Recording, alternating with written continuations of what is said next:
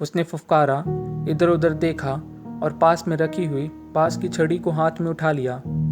छड़ी को हाथ में उठाते ही उसने उसे जोरों से जमीन में दे मारा। उसने अपनी मुट्ठियों को बंद किया और सीना तान कर तेजी से सांसें लेने लगा। वो चिल्लाया भी। लोग तब भी हंसते रहे।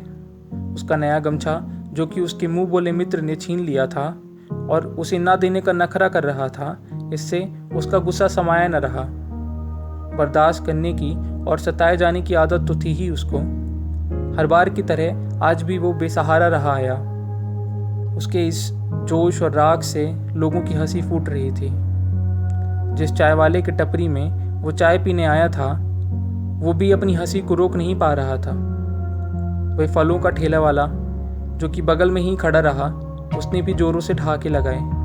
पान वाले ने भी, रास्ते से निकलते हुए लोगों ने भी। पूरी दुनिया उस पे हंस रही थी। उसकी कद काठी जरा कम रह गई थी और उसका मस्तिष्क पूरी तरीके से विकसित नहीं हो सका था।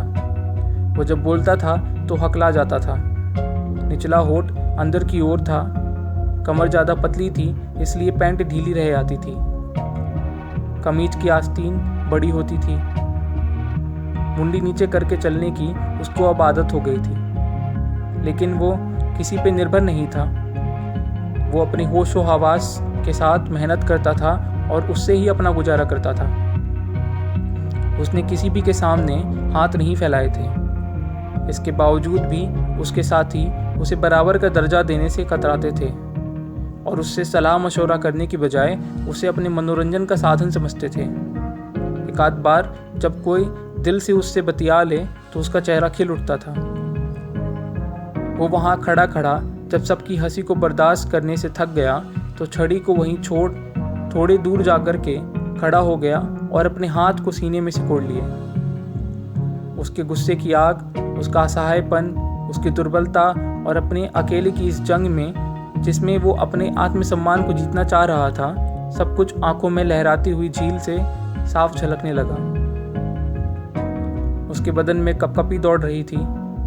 वो चुप खड़ा रहा आया और यह देखकर उसके मित्र ने उसे पुचकार लगाई।